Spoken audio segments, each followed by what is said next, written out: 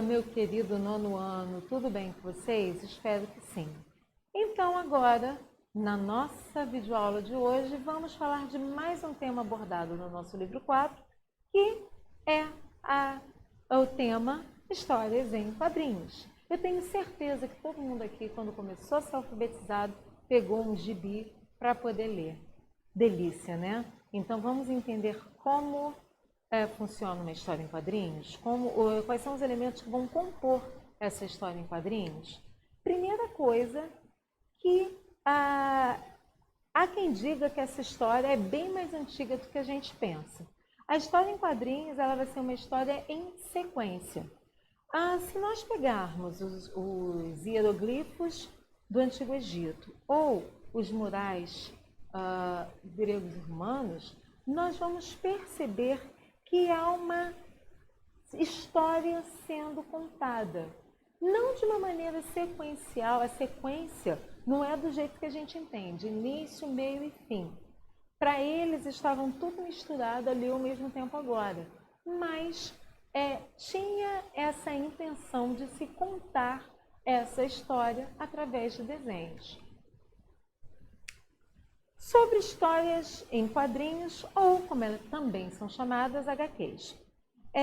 Primeira coisa que possibilitou a grande difusão foi o desenvolvimento da imprensa nos Estados Unidos no século XIX. A gente sabe que o surgimento da imprensa é um pouco mais lá atrás, né? Mas quando você começa a ter as grandes fábricas de impressão nos Estados Unidos, essa história ganha um novo up. Você tem histórias escritas em sequências e que são de fácil compreensão. Tem algumas, inclusive, que não tem nem texto. Você entende o que está acontecendo pela ação dos personagens. Tem o uso de onomatopeia, né, e tal. E maior evolução estética durante o século XX. E uma coisa interessante, se a gente observar os balões, o próprio desenho do balão tem desenho do balão para diálogo, tem exemplo do balão para pensamento, tem exemplo de balão para grito, certo? Com a revolução, né, da imprensa estadunidense, uma das principais pessoas, né, a desenvolver essa história foi o Charles Elms. Nasceu em 1805, faleceu em 1851, que publicou um almanaque chamado Yellow Kids,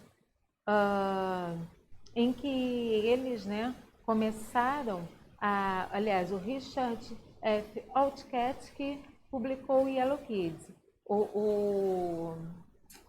Ai meu Deus, o Charles, ele começa, né, a criar esse almanaque com histórias e passatempos e por aí vai.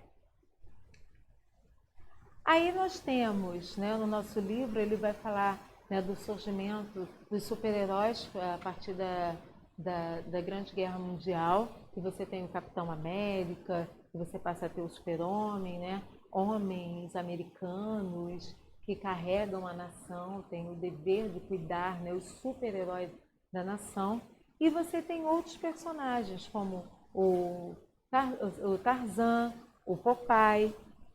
Aqui no Brasil, a primeira história em quadrinhos foi em Orquim, primeira HQ brasileira.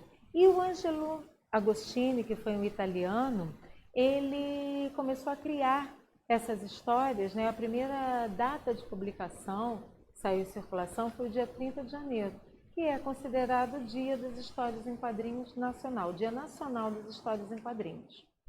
Então aqui você tem uma publicação do Angelo Agostini, que foi o Almanaque do Tico Tico, que foi a primeira publicação direcionada para o público infanto-juvenil, e foi o Rudolf Dirks que criou as HQs conforme nós conhecemos hoje, com balões e personagens fixos. Aqui tem um exemplo, Sobrinhos do Capitão. Aqui no Brasil, com o passar do tempo, Os nossos primeiras histórias em quadrinhos, ela acontece com Maurício de Souza e Ziraldo. Maurício de Souza cria o Bidu, que é o primeiro personagem da Turma da Mônica, e Ziraldo vai criar a Turma do Pererê. Mas você tem esse quadrinhos para criança e você também vai ter os quadrinhos para adultos, né, com críticas sociais, políticas e econômicas, como é o caso do Enfio, Jaguar, Angeli Glauco, Luiz Fernando Veríssimo e Laerte, que eles começam a desenhar em tirinhas de jornal e com isso chamar a atenção do grande público. Todos eles também são grandes chargistas. Como é feita uma história em quadrinho? O nosso livro coloca aqui alguns passo a passos. Então, primeiro você tem a elaboração do roteiro, você precisa saber qual é a sua história, como ela vai ser contada e em quantos quadrinhos você vai dividir essa história. Depois que você já tem essa história, você precisa definir os personagens. Quais serão as características físicas e de atitude desse personagem? Depois você vai, quando você tem isso definido, você vai pensar na diagramação.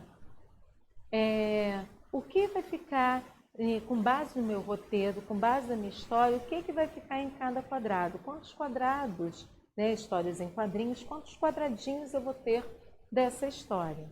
Tá? Primeiro você faz um esboço que é chamado de RAF. Depois, né, que você tem esse esboço aprovado, você vai partir para a arte final. Aí sim, você vai desenhar detalhadamente cada quadrinho, ainda em preto e branco. Depois você vai passar para o processo de colorização. O interessante é perceber que antigamente esse era um processo, mesmo com a invenção, né, com o boom da imprensa no século XX, nos Estados Unidos, mas ainda era uma produção quase que manual.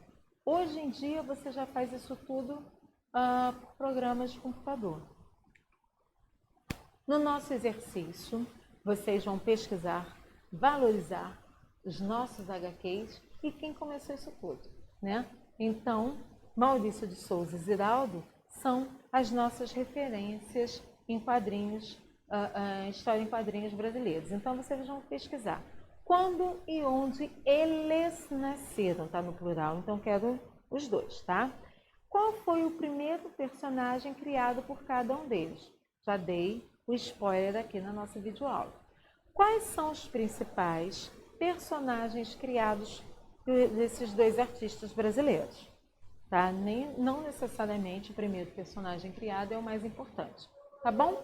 Espero o trabalho de vocês, trabalho bacana e bonito. Se vocês tiverem alguma dúvida, Clesep ou chat do Teams, a gente bate um papo, ou nas nossas aulas, tá bom? Beijinhos!